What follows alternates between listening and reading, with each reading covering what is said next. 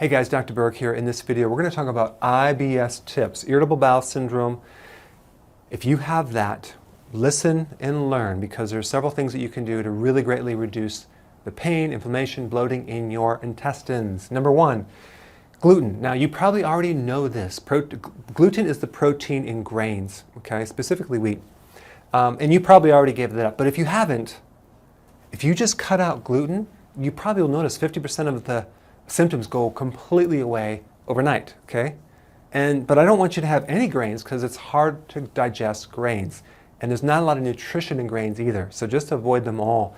You probably already did that, but I just want to mention that's the top thing. And by the way, if you're allergic to gluten, the reason why you're allergic because a true allergy is to a protein, and gluten is the protein in the grain, okay? The same thing with dairy, cheese, milk, yogurt, kefir, that's dairy.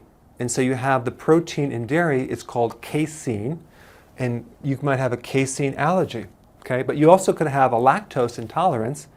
That's different, but that can create digestive problems. So with IBS, you have a combination of allergies, intolerances, and just sensitivities, okay, to different foods. Now, this is really cool. Number three, when someone comes in with an IBS flare-up, I always ask them, number one, when did it happen, okay? When, number one. Number two, what did you eat? But normally they can't remember, so they don't keep a food log.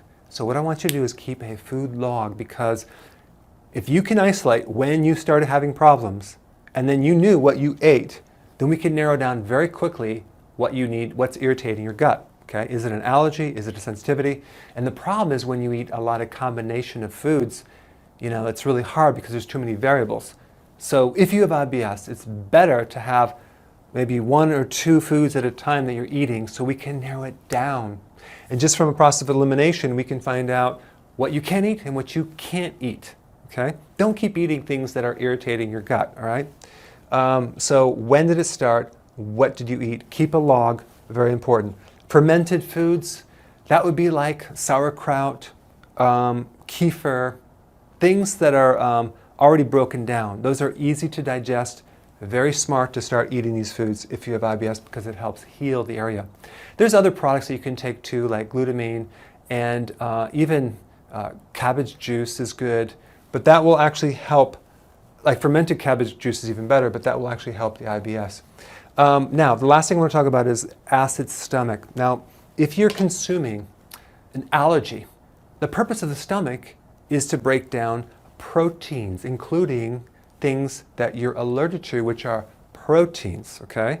So if your stomach is too alkaline, you're not going to break those down. So it's going to bypass the stomach, these proteins, get into your small intestine and irritate the heck out of your colon, creating all sorts of problems.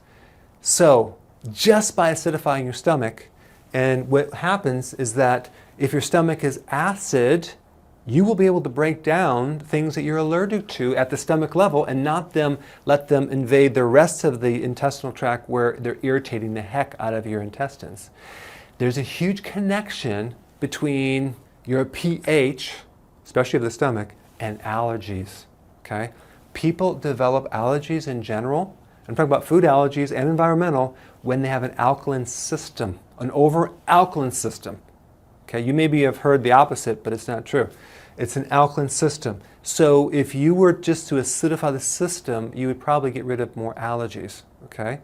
So it starts with the stomach. Stomach is the most important one to acidify. So getting that stomach, help break things down, less irritation in the gut. All right? Hope that helped. I will see you in the next video.